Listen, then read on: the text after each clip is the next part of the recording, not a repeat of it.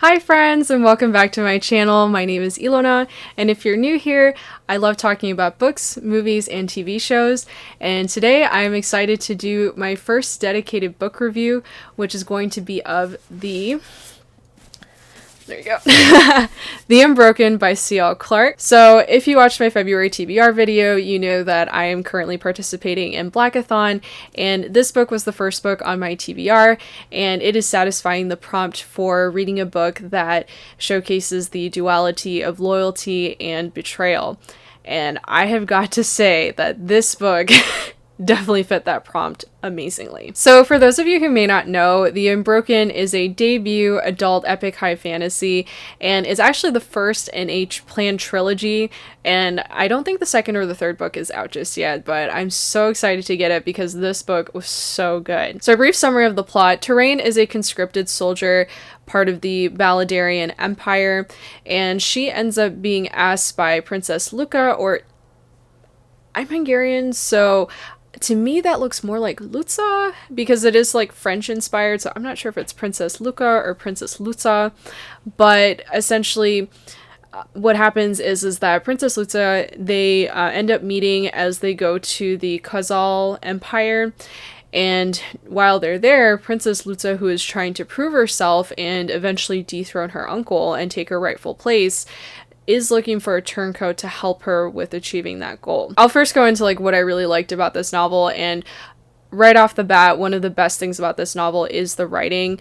The politics and how this is written in this novel is incredible. Like, this is the gold standard of how to write politics in a novel, in my opinion, which is also so impressive. Like, again, coming from like a debut novel, absolutely nuts.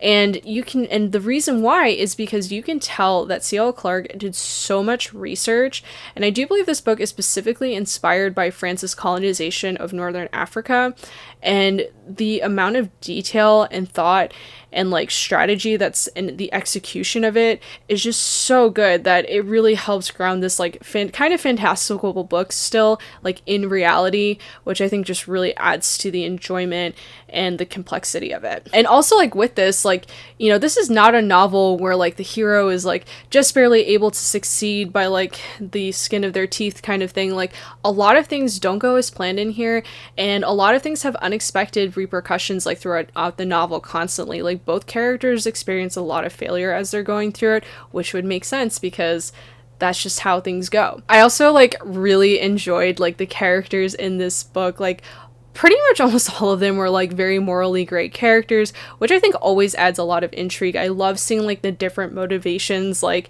clash with each other or like work together, or like, you know, things like people were getting, you know, double crossed and like triple crossed and quadruple crossed like in this book. Like, it was really wild to see like, you know, how the story was going to continue developing, and like, you know, whose alliances were going to change, what were people going to do to try to get to where they wanted to. So I thought that was just so well done in this book. And like, also a bonus with a lot of the characters, like, I swear to God, like pretty much almost every female character in this book was queer, which was awesome.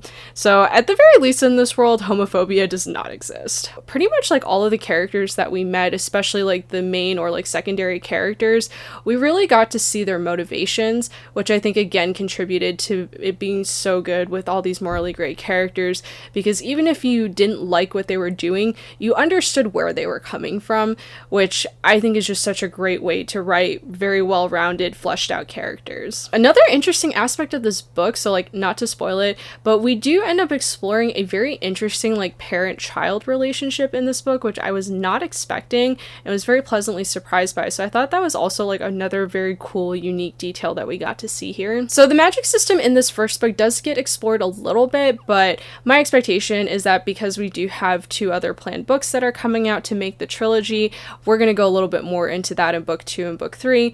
But I thought it was like pretty interesting, and I'm definitely excited to learn a bit more, because like one of the things is that the magic that is based in this, so there's actually a couple of different magic systems in this book, and some countries like, but they kind of frame it more as like within like religion.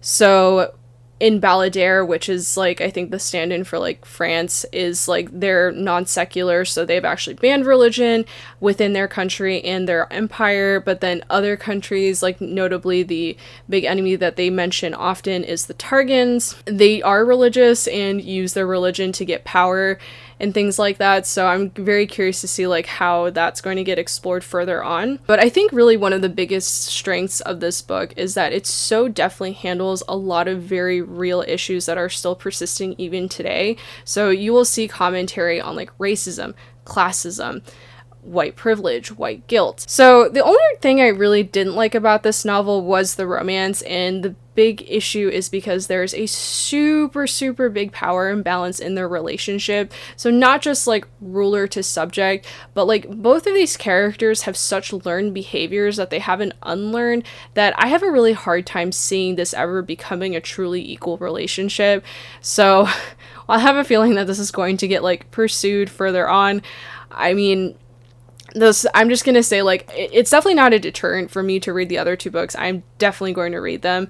I'm just gonna say that this is just an aspect that I'm not super looking forward to, and I would be okay if it like didn't continue on personally, you know. And both of them, because like both of them honestly, even at the beginning of the novel, are not even interested in each other at first. So I don't know, like, we'll see, I guess. But that's really honestly like the only thing, and again, should not be a deterrent from you enjoying and reading this book. So my final rating for this book was a 4.75 out of 5 stars. I thought this was so good, and I'm so excited to like read the next 2 novels.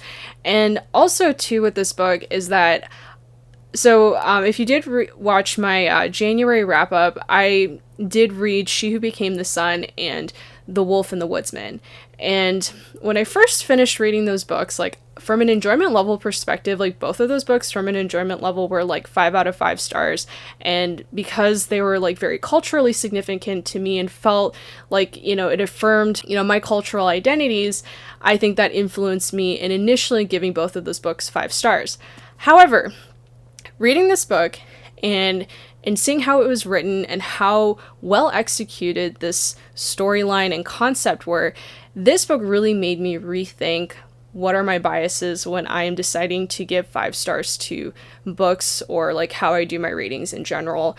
And when I finished reading this book, I was like, objectively speaking, this book is better than She Who Became the Sun and The Wolf and the Woodsman, in my opinion.